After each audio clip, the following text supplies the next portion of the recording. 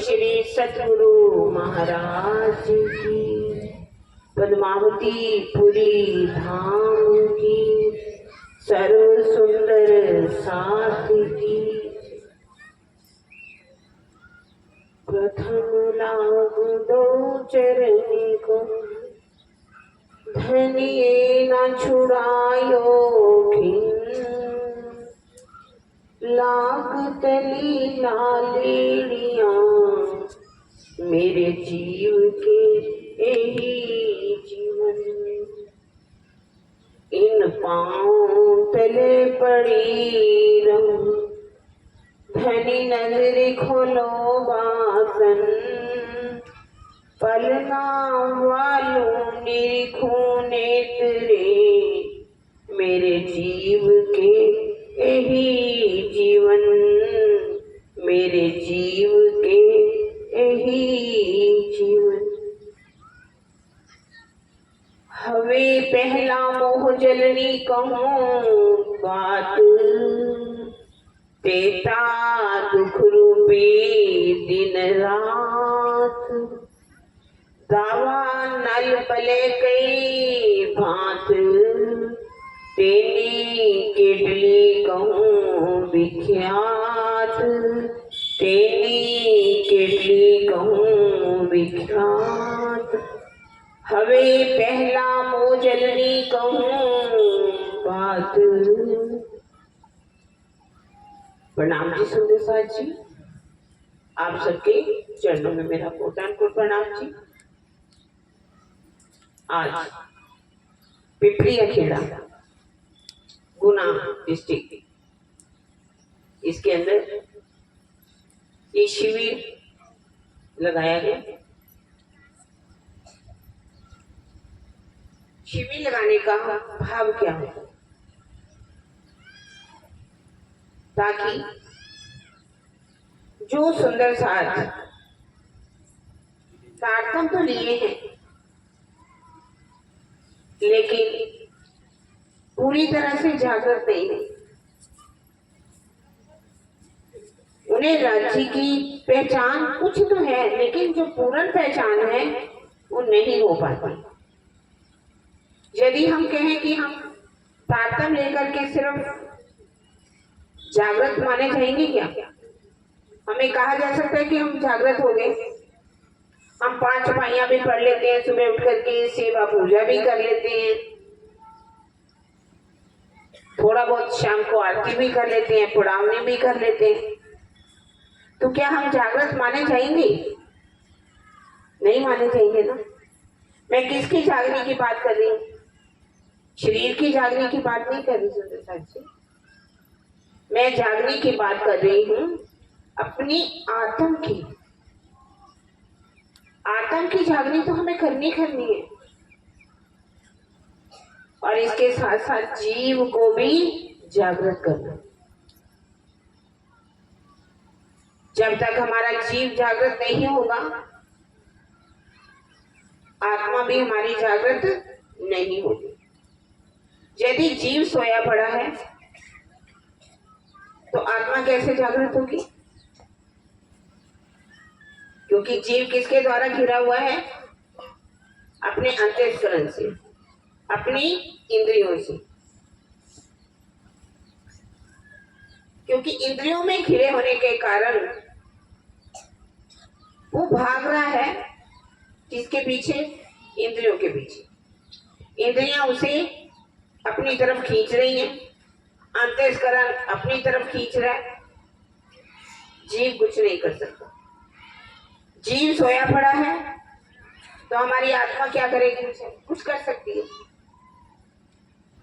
आत्मा कुछ नहीं कर पाएगी।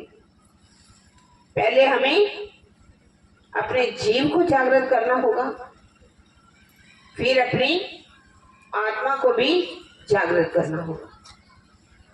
जब हमारी आत्मा जागृत हो जाएगी तभी तो वो परम धाम के उन अखंड सुखों को ले पाएगी जो लेने के लिए वो आई। क्या हम सिर्फ कहें कि हम माया का खेल देखने के लिए आए हैं? सिर्फ माया का खेल कोई कह सकता है? माया का खेल देखने के लिए आए हैं। माया का खेल तो दुनिया देख रही है, तो वो तो अपने आप को ब्रह्म सृष्टि नहीं कहलाती ना। ब्रह्म सृष्टि कौन कहलाता है? आप कहलाते हो ना, हम सब कहलाते हैं। इसके लिए ये शिविर लगाए जाते हैं, और वो आत्मा शायद जिसको कभी ज्ञान भी ना मिला हो, ना जानो,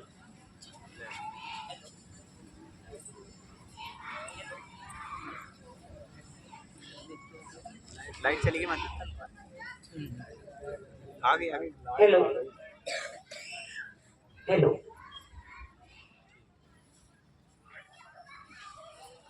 तभी तो कहा जा रहा है ना जानो इस झुंड में कौन सुहागिन, झंडा गाड़ो प्रेम का 34 पीपी हुए, ना जानो इस झुंड में कौन सुहागिन हुए।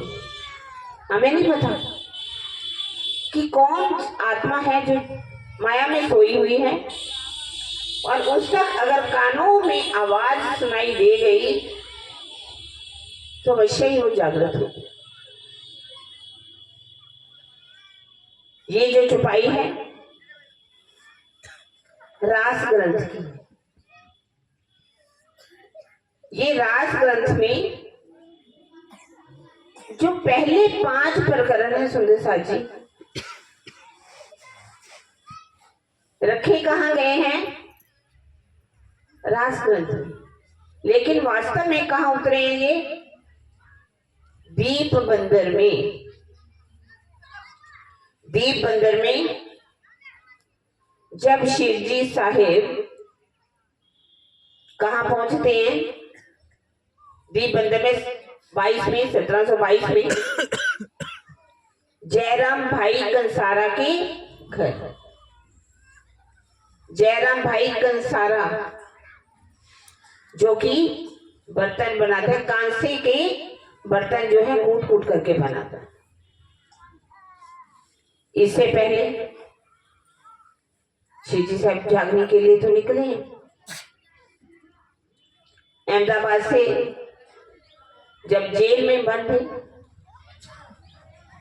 वहां किस तरह से कांजी भाई एक सुंदर साथ उनको जेल से कैसे निकालते, कहते हैं शिवजी साहब,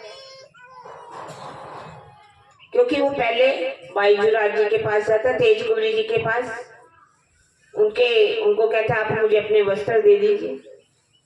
उनके वस्त्र पहन करके, क्योंकि उनको फांसी होने वाली थी, सुंदर साथ के लिए, हमारे सुंदर साथ पर कोई कष्ट ना आए, उन्होंने कहा था कि यदि मैं टैक्स ना दे पाऊं तो आप मुझे फांसी दे देना।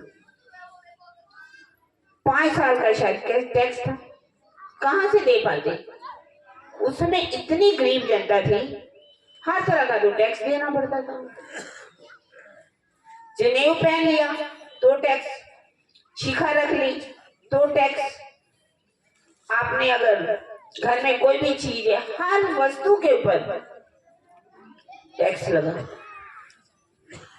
गरीब जनता टैक्स नहीं दे पाई थी, और कुतुब खान उसने तो कहा कि अगर टैक्स नहीं दोगे या तो हमला मैं कर दूंगा।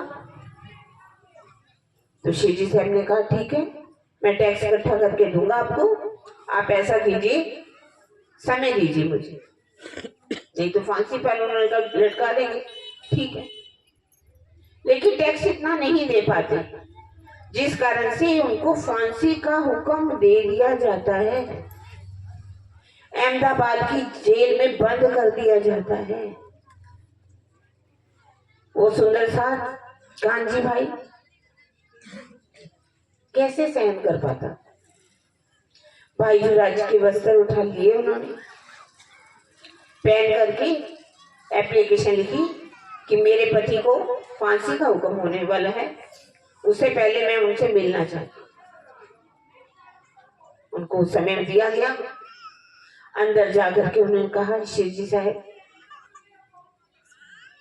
अगर मैं मर गया तो कोई बात नहीं, आप मेरे जैसे कई कांजी भाई पैदा कर लेंगे, लेकिन हम सब मिल करके ये प्राणनाथ जी आपको कहां से लाएंगे। हालांकि जिस स्थान में अक्षरातीत लीला कर रहे हो उस स्थान को कोई फांसी पे चढ़ा सकता है? नहीं चढ़। लेकिन कांजी भाई ने जो कुर्बानी की सुंदर साथ जी, वो आज दिन तक याद की जाती है। आप बीतक में जब छठे दिन की बीच बाहर में बीतक आती है, शाम की समय एक दुर्गा दास जी वो क्या करते हैं, 1 रुपया लौंग जो है वो सेवा में प्रतिदिन देते। आज हम उन सुंदर साध का नाम याद करते हैं जो लौंग देते हैं और 1 रुपए की सेवा उसमें देते थे प्रतिदिन। जो सुंदर साध सेवा करते हैं, कुर्बानी करते हैं, उनकी बीतक तो बीतक में